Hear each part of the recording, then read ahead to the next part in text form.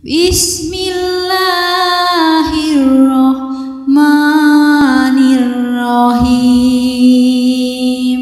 Maka bagaimana aku tidak mengasihaninya, sedangkan aku adalah yang maha penyayang di antara para penyayang.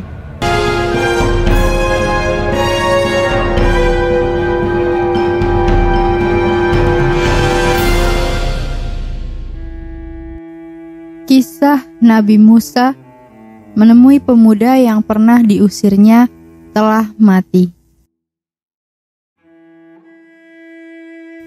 Suatu ketika, Nabi Musa mengusir seorang pemuda berasaskan wahyu yang diterima dari Tuhannya. 2 kali pengusiran itu terjadi. Siang telah berlalu, malam sudah dekat. Beberapa kali malam menggantikan posisi siang dan siang menggantikan posisi malam.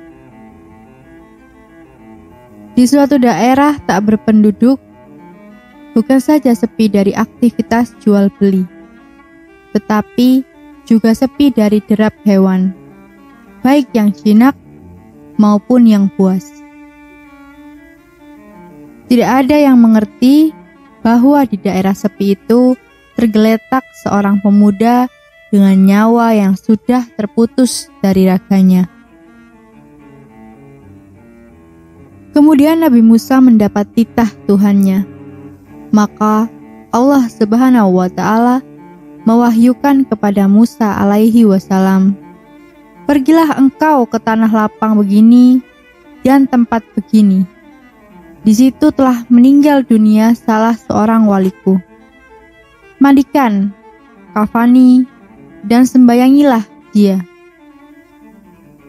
Ketaatan Nabi Musa pada Tuhannya mengesampingkan apa saja demi hanya menjalankan semua titah-titahnya. Lalu berangkatlah Nabi Musa pada tempat yang sudah dirasa jelas ciri-cirinya. Sedari dasar hati, Nabi Musa penasaran dalam sendiri. Siapakah wali yang pergi meniadakan diri yang dimaksud dalam wahyu yang baru diterimanya tadi? Lalu tibalah Nabi Musa pada tempat tanpa tersesat sekalipun. Persis di tempat yang dituju, Nabi Musa mendapati seorang pemuda yang telah menjadi mayat.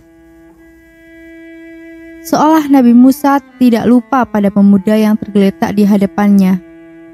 Betul. Ternyata pemuda itu adalah pemuda fasik yang pernah diusirnya dahulu. Nabi Musa tidak mau percaya, dialah wali yang dimaksudkan Tuhannya. Tapi ada yang menakjubkan. Nabi Musa melihat bidadari menangisi pemuda itu. Untuk melenyapkan keraguannya, Nabi Musa mengajukan pertanyaan. "Wahai Tuhanku, bukanlah ia adalah pemuda fasik yang kuusir dari kota atas perintahmu?" Sebuah pertanyaan keraguan-raguan dan keheran menggerundel bercampur menjadi satu kebingungan yang dijawab dengan terang benderang. "Benar, hai Musa, akan tetapi aku kasihan dan memaafkannya lantaran ratapan dalam sakit dan keterasingannya dari kampung halaman jauh dari kedua orang tua, anak-anak, serta istrinya. Lalu kukirimkan bidadari dalam rupa ibunya dan malaikat dalam rupa ayahnya, lantaran kasihan atas kehinaan dalam kesendiriannya." Wahyu Allah kepada Nabi Musa.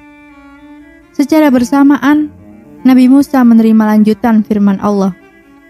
Apabila orang asing yang tidak bersanak keluarga mati, penghuni langit dan bumi menangisinya, lantaran kasihan padanya.